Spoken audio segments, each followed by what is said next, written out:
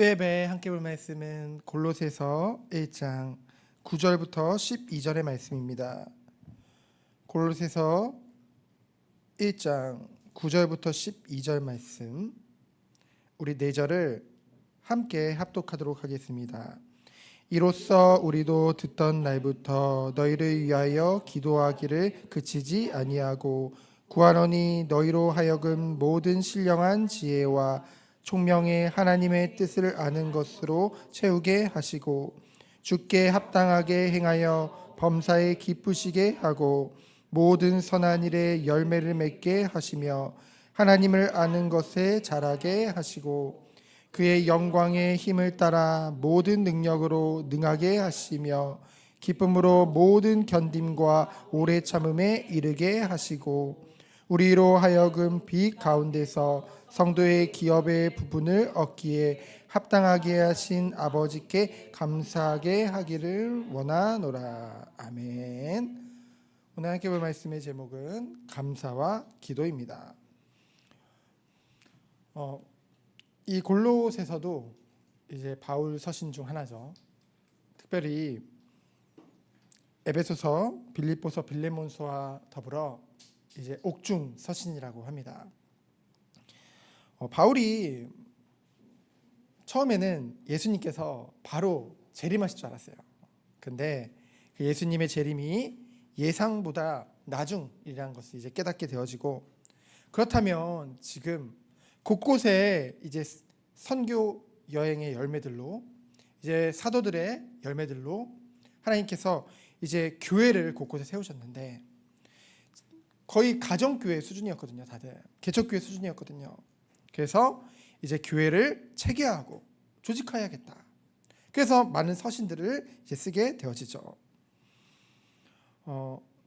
이제 이 에베소에서의 3년간의 그 사역의 열매로 이제 에바브라에 의해서 이제 이 골로새 교회가 이제 개척이 되어진대요. 비록 규모는 작지만 어땠다고 했어요? 질서와 복음의 열매로 자라가던 교회였습니다. 그런데 이곳에도 이제 이단적인 가르침들이 이제 침투하게 되어지고 위협을 가하게 되어지는데요. 그것에는 이제 지리적 특성을 알면은 왜 이러한 이단들이 그 골로새 교회 가운데로 침투되게 되어졌나를 우리가 이해할 수 있죠. 지리적 특성을 보면은 에베소에서 160km 떨어진, 한때 무역이 번성했지만은 이 바울의 때는 적은 소도시라고 했죠. 그곳에 원래 살던 이제 원주민들, 부르기아 원주민들이 있고, 이제 이주민인 헬라인들이 있고, 그리고 상당수의 유대인들이 이제 그곳에 삶으로 해서 여러 종족들이 이제 혼합해서 거주하던 곳이었습니다. 그러다 보니 다양한 문화적, 종교적인 요소들이 이제 섞여 있을 수밖에 없는 것이죠.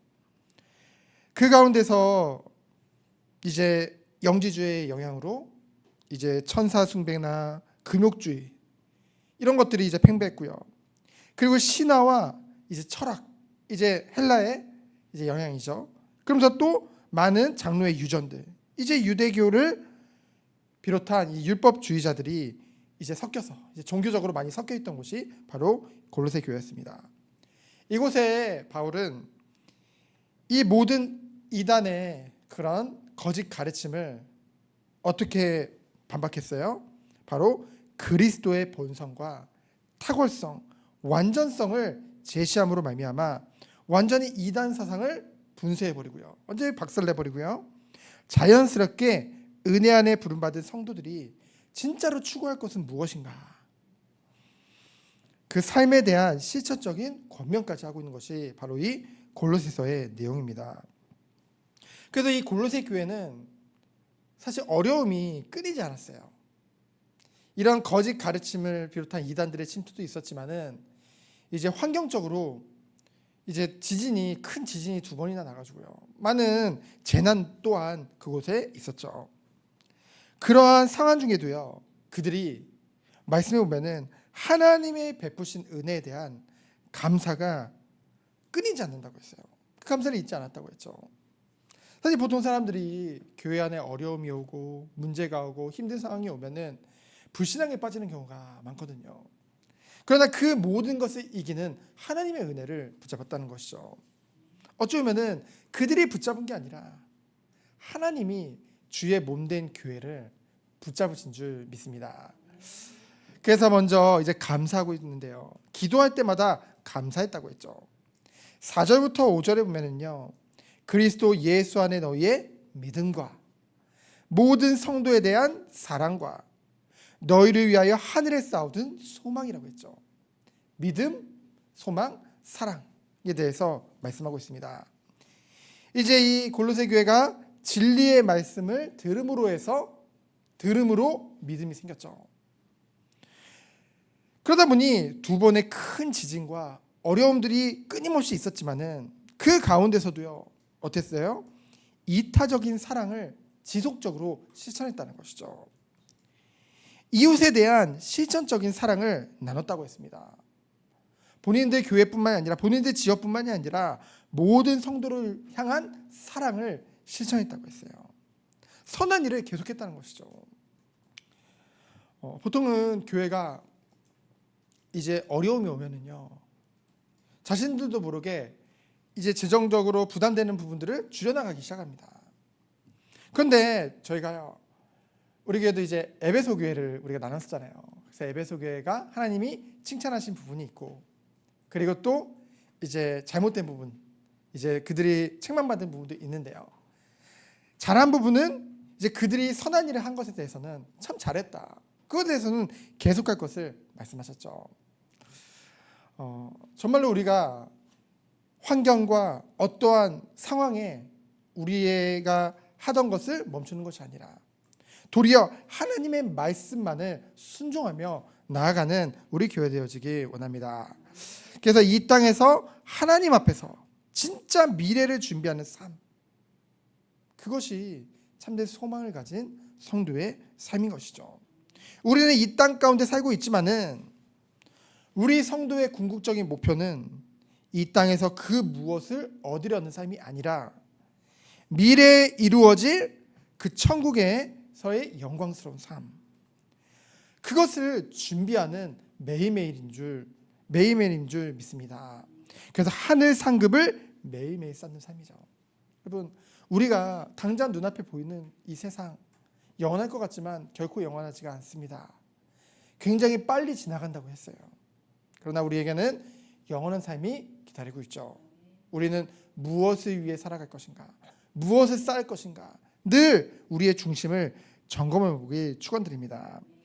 그러면서 6절에 보면은요, 이 복음이 너희와 온 천하에서 자라간다고 했죠. 자라간다는 것은 뭐예요? 생명이 있으면은 성장하게 되어져 있잖아요. 성장하면은요, 나중에는 이제 성숙을 향해 나아가죠. 그리스도를 닮아가는 성도로 계속 성장하고 있음을 말하고 있는 것입니다. 그 시대예요. 이 복음이 그 골로새 교회뿐만이 아니라 곳곳에서요, 선한 열매들, 성령의 열매를 맺는 성도들이 가득하게 채워지고 있다는 것이죠. 비록 그 시대가 로마의 핍박 가운데 있었어요. 10대 박해라고 하잖아요. 얼마나 이 박해가요, 이 로마 황제 대대로 이어져 오는지요. 이 기독교에 대한 박해가요. 그럼에도 불구하고 오순절 강림 이후 30년 동안요, 이 로마 제국 곳곳에 퍼진 그리스도인들이 파악된 것만 50만 명이라고 합니다. 지금 뭐 50만 명이라고 하니까 얼마 아닌 것 같지만은 그 시대는 지금이랑 인구수가 다르잖아요. 바로 하나님의 역사, 구속의 역사는요, 그 누구도 막을 수 없는 줄 믿습니다. 하나님은요, 반드시 은혜로 택함을 받은 남은 자들이 있다고 했어요. 그렇죠? 세상의 많은 거짓 가르침들과 많은 부분들과 여러 행정적이라든가 여러 가지 재앙이라든가 문제로 교회가 어려워지는 것 같고, 갈수록 교회가 문을 닫는 것 같지만은 결코 그렇지 않아요. 하나님은 단 한 번도 하나님의 구원의 계획을 멈추신 적이 없습니다. 하나님이 붙잡고 계시기 때문에 우리가 사람을 의지하면요, 사람의 방법을 의지하면요, 눈에 보이는 것을 의지하면요, 우리는 흔들리게 되어진다니까요. 우리는 어느 순간에도 우리의 시선을 어디에다 둬야 돼요? 전능하신 하나님께 두는 것이죠. 하나님은 모든 걸 아십니다. 그리고 모든 것을 하실 수 있습니다. 그 누구도 하나님의 손에서 빼앗을 자가 없다는 것이죠. 그러면서 7절에 보면은요, 일꾼 에바브라를 통해 이제 이 교회가 세워져 가는 것을 우리는 보게 되어집니다. 여러분, 교회가 세워진 데 있어서 가장 중요한 것이 바로 일꾼이에요. 그렇죠? 일꾼이 세워지면, 근데 일꾼은 어떻게 세워지나요? 말씀을 통해, 예배를 통해 이 성경 말씀을 얼만큼 묵상하고 정말 그 가운데 참된 성령의 도우심으로, 이 조명으로 깨달음을 얻느냐, 그리고 그것을 얼만큼 삶 가운데 살아내느냐. 하나님이 그렇게 인도하신다는 거죠. 결국은 하나님의 은혜를 가진 자, 하나님의 은혜를 쏟아부는 자가 일꾼으로 세워지는 줄 믿습니다. 그래서 8절에 보니까요, 성령 안에서 너희의 사랑이라고 했죠. 이 에바브라가 전한 이 사랑은 성령으로 말미암아, 누구로 말미암아요? 성령으로 말미암아 우리 마음에 부음받은 하나님의 사랑이죠. 그것이 믿음 안에서 이 성령이 역사하셔야 돼요. 그래서 교회 안에서는요, 우리 교회 공동체 안에 누가 역사하셔야 돼요? 성령 하나님이 역사하셔야 돼요. 성령 하나님이 일하는 교회, 그렇죠? 그래서 성령 하나님께서 각 성도 한 사람 한 사람들의 마음에 주님의 사랑과 은혜를 부어주시고, 그래서 그 사랑 안에서 우리가 서로 간에 우리가 한 몸 된 한 지체로서 서로 형제 자매로 하나님이 부르셨구나. 성도들 간의 형제애와 동역, 서로 동역하는 그런 동역자로서의 동역애가 생길 때 성령 안에서 사랑의 교제로 하나 되게 되어진다는 것이죠. 그러한 교회들이 힘있게 성장하는 것입니다. 그러면서 이제 9절부터 12절을 보면은 기도죠. 중보 기도입니다. 9절에 보니까요, 듣던 날부터 그치지 않고 기도했다고 했어요. 끊임없이 기도했다고 했어요. 무엇을 놓고 기도했나요? 10절에 보면은 9절 하반절에 보면은 모든 신령한 지혜와 총명에 하나님의 뜻을 아는 것으로 채워지도록. 모든 신령한 지혜와 총명이라는 것은 하나님의 말씀을 읽고 묵상함으로 얻게 되는 이해력과 판단력과 통찰력을 말합니다. 정말 우리가요, 이 하나님을 믿는 성도에게 참된 지혜가 언제 올까요? 우리가 스스로 성경을 읽을 수 있을 때, 그것을 묵상할 때, 그 가운데 하나님이 성령의 조명하심으로 깨닫게 하시는 지혜와 통찰력이 있다는 것이죠. 그것으로 세상을 이기는 것입니다. 당시에 영지주의자들은요, 지금도 그렇지만은 자신들만 새롭고 신비스러운 영적 지식을 가지고 있다고 주장했어요. 이러한 지식은 뭔가 초자연적인 경험과 뭔가 신비로운 체험을 통해 얻어진다고 그들은 주장했습니다. 그러나 오늘 이 본절을 보면은요, 우리 말씀 9절을 보면은 진정으로 신령한 지식은 어디서부터 오는 거예요? 하나님의 영인 성령에 의해서, 하나님의 말씀을 우리가 대할 때 생기는 이해와 확신, 그리고 그 이해된 말씀의 기초에서 우리가 살아갈 때, 삶을 살아갈 때 얻게 되는 지혜와 통찰력이 있다는 것이죠. 즉 신령한 지혜와 총명은 하나님의 말씀과 관련된 것이지 말씀을 떠난 신비적인 경험이 아니라는 것입니다. 이미 하나님은 성경 66권 정한 무한 하나님의 말씀을 우리에게 허락하셨어요. 우리가 이 말씀을 읽고 묵상하고 나아갈 때 세상을 이기는 지혜뿐만이 아니라 주님 다시 오시는 그날까지 매일 삶에 하나님이 원하시는 열매를 맺는 그 은혜가 우리에게 임할 줄 믿습니다. 그래서 10절로 12절을 보면은요, 이제 구체적으로 기도하죠. 골로새 교인들이 하나님에 대한 그 신령한 지식과 이러한 지식에 기초한 하나님을 기쁘시게 하는 합당한 삶에 대해서 말씀하고 있습니다.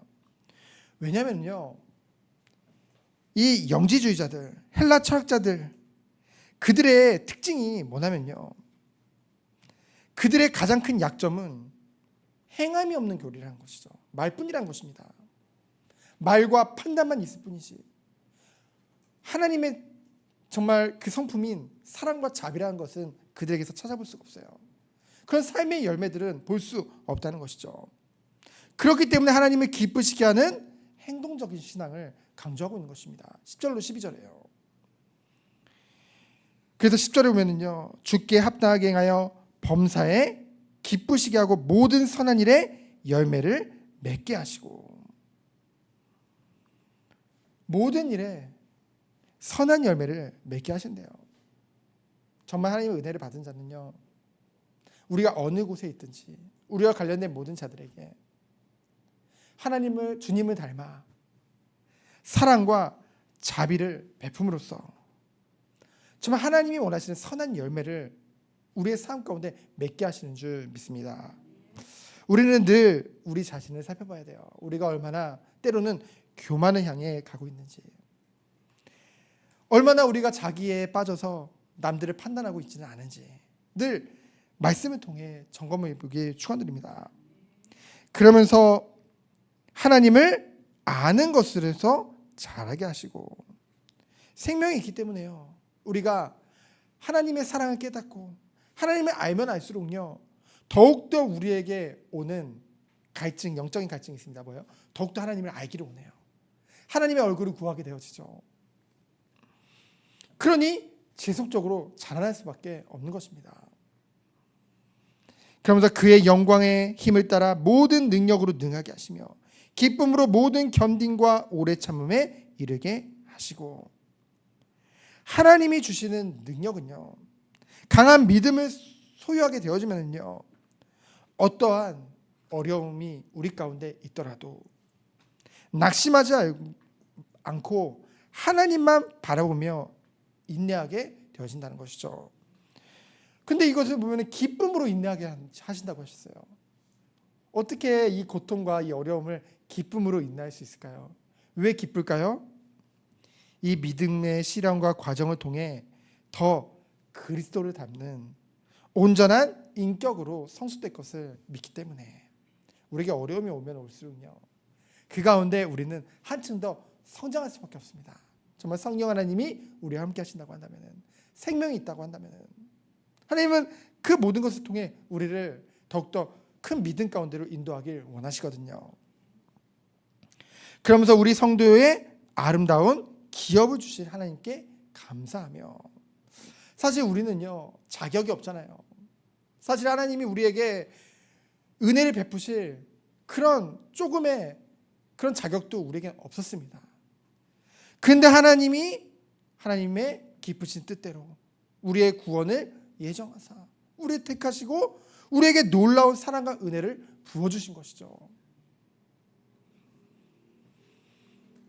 그래서 이 하나님이 우리에게 베푸신 하나님의 은혜와 그 사랑을 깨닫게 되어지면 나오는 게 뭐예요? 감사라는 것이죠. 우리에게 감사가 없다는 것은요, 여전히 우리가 하나님이 우리에게 베풀어주신 사랑이요, 사랑의 요만큼도 발견하지 못한 것입니다. 어쩌면 그렇죠? 하나님의 그 깊으신 뜻을 이해한 사람이, 아는 사람이 이게 나오는 것이 바로 기쁨과 감사라는 것이죠. 그래서 오늘 말씀의 결론입니다. 생명이 있다는 것은 자라나는 것이죠. 성장할 수밖에 없습니다. 우리 아이를 키워보면은 아이들이요, 정말 한 해 한 해 다르게 성장하잖아요. 그러다 웬만큼 크면 이제 더 이상 크지 않습니다. 이제는 뭐를 향해서 가요? 성숙을 향해서. 그러면서 삶의 열매를 이제 맺게 되어지는 것이죠. 우리에게 그리스도의 생명이 있다는 것은 우리는 성장할 수밖에 없습니다. 그러면서 나중에는 이제 성숙을 향한 그 증거로 이제 열매를 맺게 되어지죠. 근데 그 모든 과정이 뭐예요? 하나님을 가까이 함으로, 말씀을 가까이 함으로, 정말 하나님을 알아가는 것에 열심을 낼 수밖에 없다는 것이죠. 여러분, 신앙은 멈추는 것이 없습니다. 후퇴만 있을 뿐이에요. 신앙은 끊임없이 성장해 나갈 수밖에 없습니다. 조금씩이라도 우리가 이 은혜 안에 있다고 한다면. 그래서 우리는요, 우리 자신을 위해, 우리 서로를 위해, 성도를 위해 늘 기도해 줬으면 좋겠습니다. 정말 우리 공동체가 저 하나님의 은혜로 말미암아 감사가 넘치는, 사랑과 자비가 넘치는, 판단과 정죄보다는 이해와 사랑과 배려가 넘치는 그런 공동체 되어지기 축원드립니다.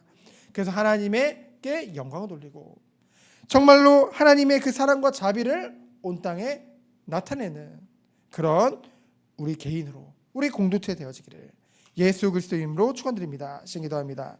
하나님 감사합니다. 정말 하나님의 영광을 위해 인도받는 우리 교회들 되어질 수 있도록 주께서 축복하여 주옵소서. 어떤 상황 속에서도 선한 일을 멈추지 않고 정말 하나님의 뜻을 이루는 교회 되도록 주께서 축복하여 주옵소서. 살아계신 예수 그리스도 이름으로 기도드립니다. 아멘.